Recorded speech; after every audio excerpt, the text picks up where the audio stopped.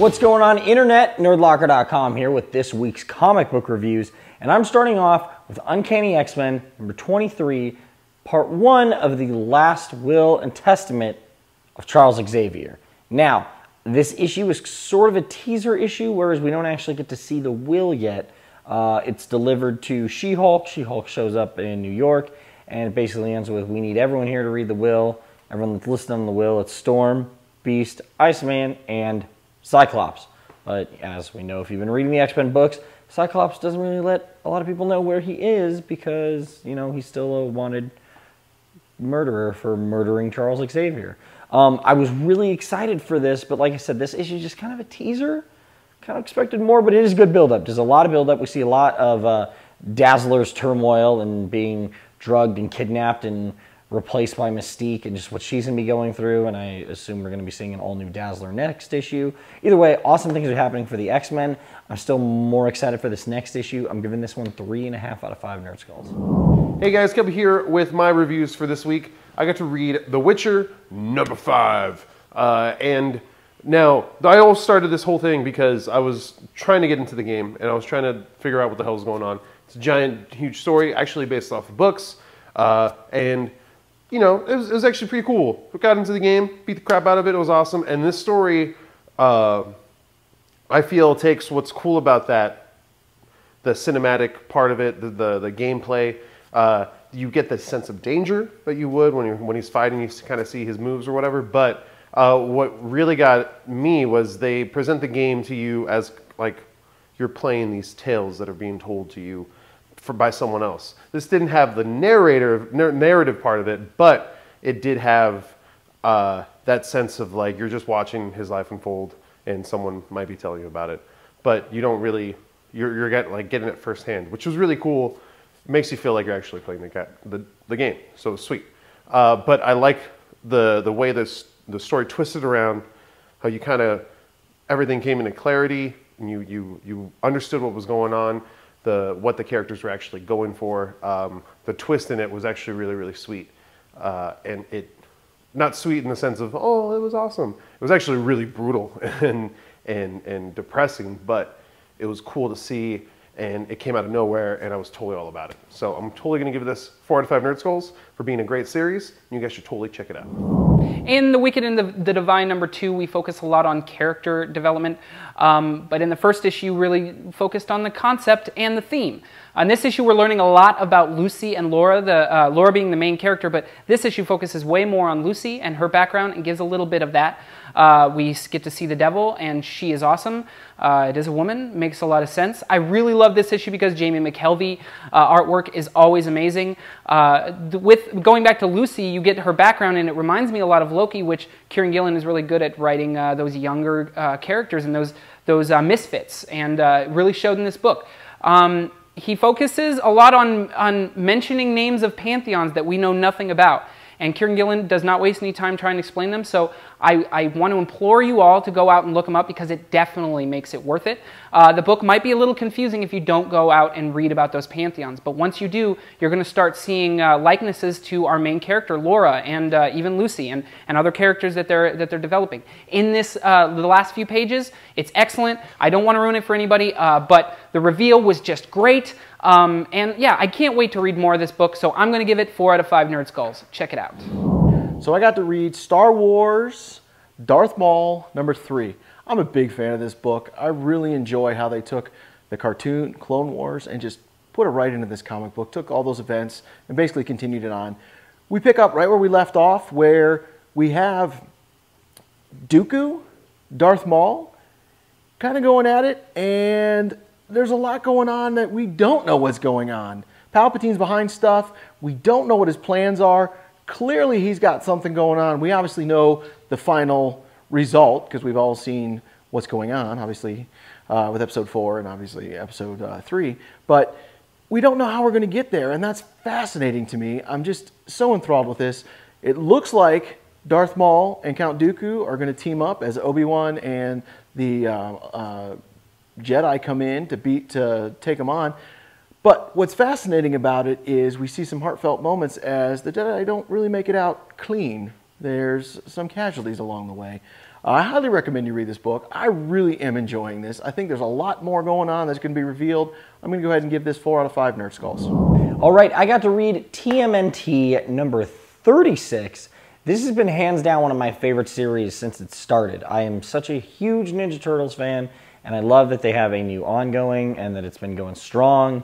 Doesn't look like it's stopping, and there's just so many little touches and nods to the original series that I grew up with that I love reading this book.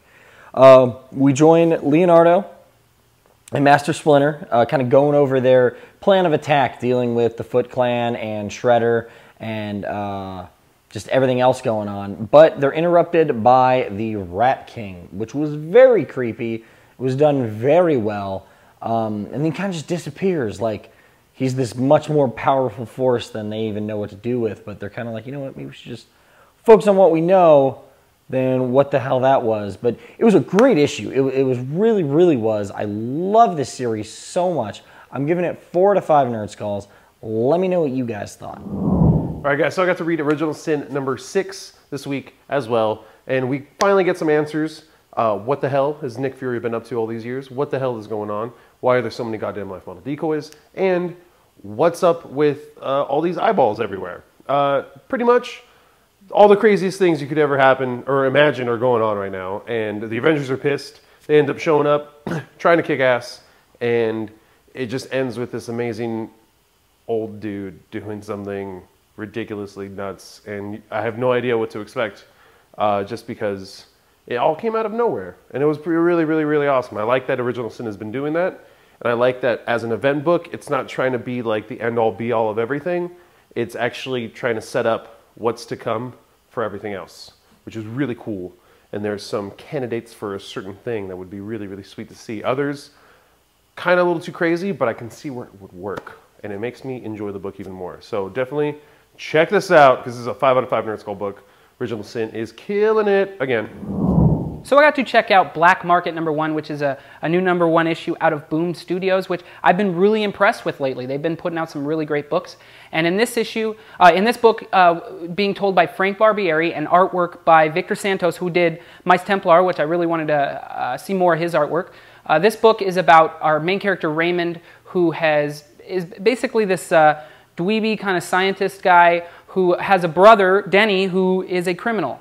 I wouldn't say mastermind, but they come together, and through Raymond's own despair with his partner, who also might be his wife, it seemed like, falling under some kind of disease, they feel pressure. He feels pressured to come up with some kind of cure for his partner.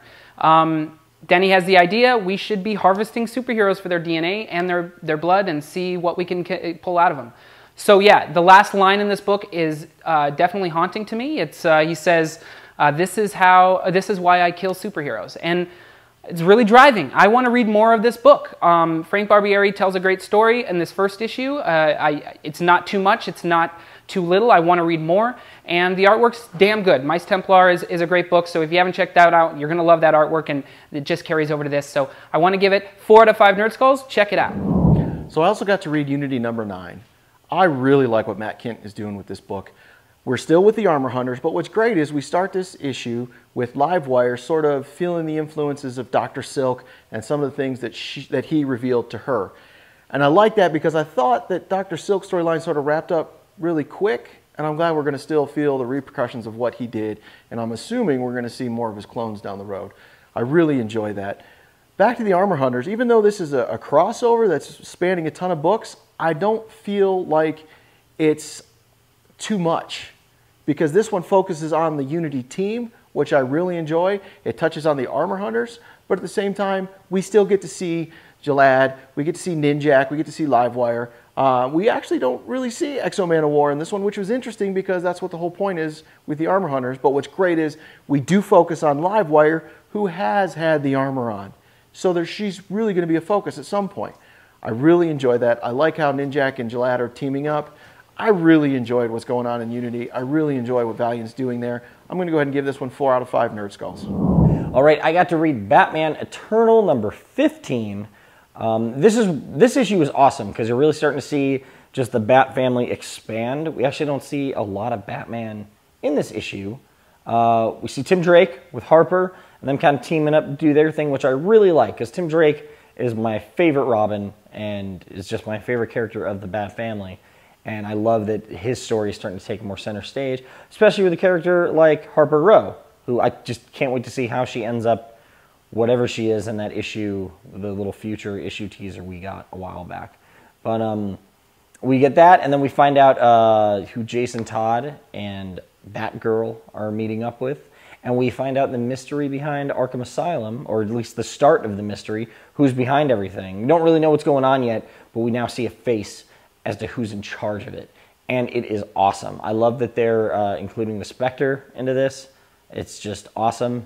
I love this book. I'm giving it 5 out of 5 Nerd Skulls. All right, guys, so I got to read Avengers World number 9 this week. And I really enjoy this title, mainly because it has that old school Marvel team-up feel, especially this issue.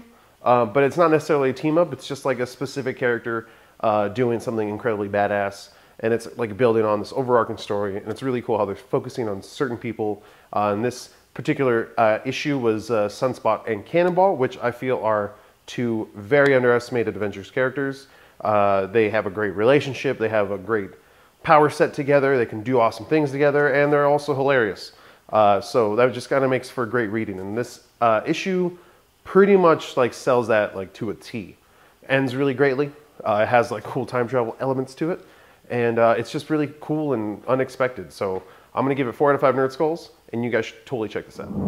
Manifest Destiny number 8 comes out this week. If you've been watching my reviews for the several months, I've been reviewing this book and screaming about how good it is. The artwork is great by Matthew Roberts. Chris Dingus is amazing. I never knew about his stuff before this book, but I definitely want to go back and check out more stuff. Lewis and Clark's storyline, we already know this idea, but in the last issue, we see this giant frog creature, which in this issue they coined the Renidia. I'm pretty sure it was Renidia, which is a cool name. It means true frog.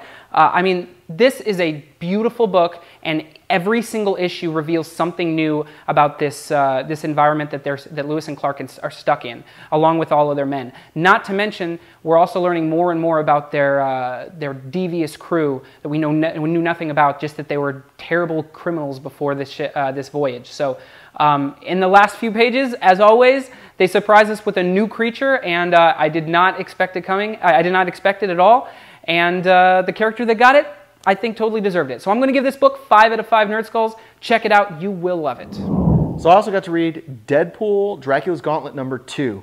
Now, if you're a huge fan of Deadpool, you don't even need to watch this because you're going to pick this up anyway, and you're going to love this. I personally found that sometimes it was funny, sometimes it's not. There's one line in particular that I thought was really hilarious. There's some references to other heroes in this that make it funny. I did enjoy the characters, specifically Deadpool, obviously, but Blade makes an appearance, which I thought was awesome, and Madame Dracula, Lady Dracula, I thought she was great. She does something that I think is hilarious because obviously it works every single time, but against Deadpool it doesn't, because Deadpool, Wade, is pretty crazy and insane, and not everything works against him. There's a real weird battle to kind of start this off, which I thought was not totally necessary, but the way they're breaking up the books, where this was chapter 3 and chapter 4, was interesting, and I kind of think that may be why it was in there, because it was a little filler. It was funny at times, again, sometimes. Overall, I'm going to go ahead and give this 3 out of 5 Nerd Skulls, but again, if you're a huge fan of Deadpool, you're going to love this, enjoy. If you just want some fun comic book, go ahead and pick it up, 3 out of 5. All right, nerds, I got to read Teen Titans number 1. I was not that big of a fan of the last Teen Titans run in this New 52. Granted, because that's probably the one thing I miss the most with the New 52 is just the story of the Teen Titans and that whole history and the relationships between Tim and Connor and Cassie and Connor, and I miss all that. So I know they kind of are trying to forget the debacle that just happened in Teen Titans and start off here. It is a good issue. It's too early for me to really give my full opinion on if it's going to be good or not. The artwork is really well done, though. And the team, we have Bunker, Beast Boy, who's now green. No explanation of how he went from red to green, other than they're just doing what they want. Wonder Girl, Raven, and Red Robin. think that the team is pretty solid. I feel there's a lot you can do with those characters, and I'm going to continue to read this. As a first issue, I'm intrigued, but I mean, I'm really sort of particular with this team and this book. So I'm giving this issue 3 out of 5 Nerd Skulls. Check it out and let me know what you thought. All right, guys, coming here with my review for Futures End number 11 this week was more questions added on to whatever is going on right now. Like, who the hell is this robot dude? Looks like Chemo, but smaller and not green, and robot-y more. I don't know. It's really confusing me. I want to know who this guy is, more importantly. More out of everything. Like, I want to know what's up with this dude. Also, I was kind of pissed there wasn't that much Batman Beyond in it. Terry McGinnis is the dude, and I really want to see him kind of kick ass more. But either way, still building up to something I feel might be pretty awesome. I want to know more about what happened with Hawkman. It seems like it's going to blossom soon. I'm going to get something from it soon. But I'm kind of happy with no more Firestorm right now, which it feels like they're going to kind of put a break on it, maybe bring someone else in. I don't know, but I was getting really annoyed with everyone just being a baby about being Firestorm.